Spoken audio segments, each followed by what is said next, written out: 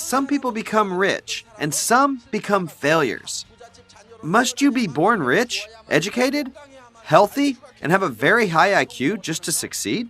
Because the law of success is already set. If you follow the law, you will succeed.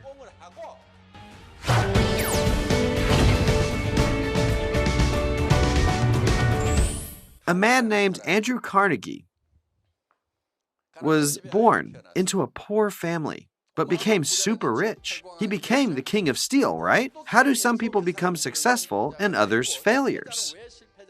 He thought carefully about it. He realized that people just didn't know the methods and principles of success. He thought that he should tell many people about the law of success.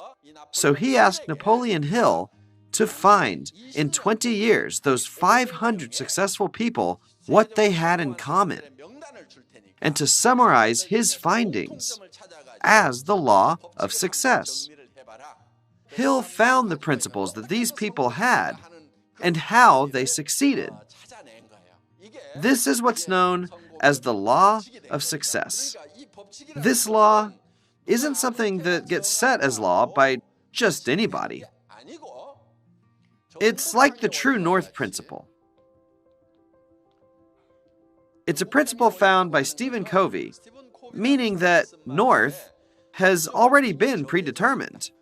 If you look at a compass and it says north, then that means you're looking north. Let's say that we all write letters in blood, seal them, and we call this side north. Just deciding what's north doesn't make it north. It's already been set. Since the law of success is already set, if you follow the law the proper way, you will succeed. And if you live in whatever way you want, then you'll fail. This is like the laws of nature, which are all set. These are some laws. The sun rises in the east and it sets in the west. Water flows down from a high to a low place. The law of success is set like the law of nature. Some people call this the law of farming. When a farmer farms, he has to do it according to the laws of nature. You know about farming, right? So when a farmer farms, what's the first thing he needs to do?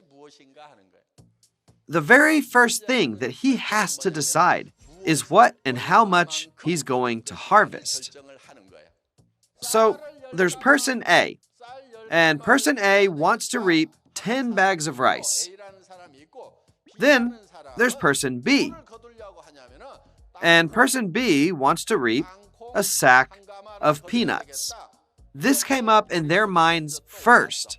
Should the person who wants to harvest rice buy a sand field or a rice paddy? He should buy a rice paddy, right? The person who wants to harvest peanuts shouldn't buy a rice paddy. He should buy the sand field.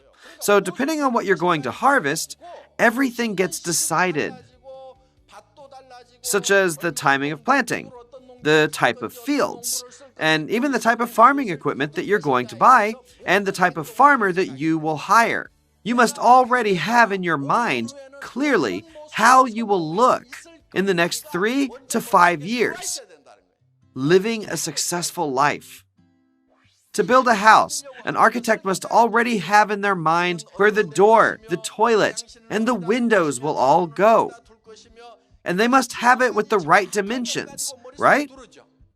The life that you will visualize in your mind can come true. All you do is visualize. Scientists have said that you can, and there's a lot of evidence to back that up. I'll do a simple experiment. I'll place a pomegranate seed in each of your mouths.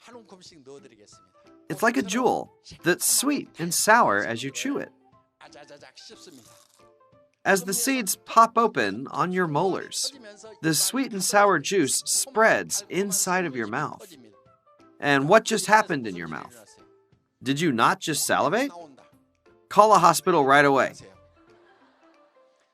Even if you didn't actually eat a pomegranate, just thinking about it makes your body react as if you actually did. So, you can change your body.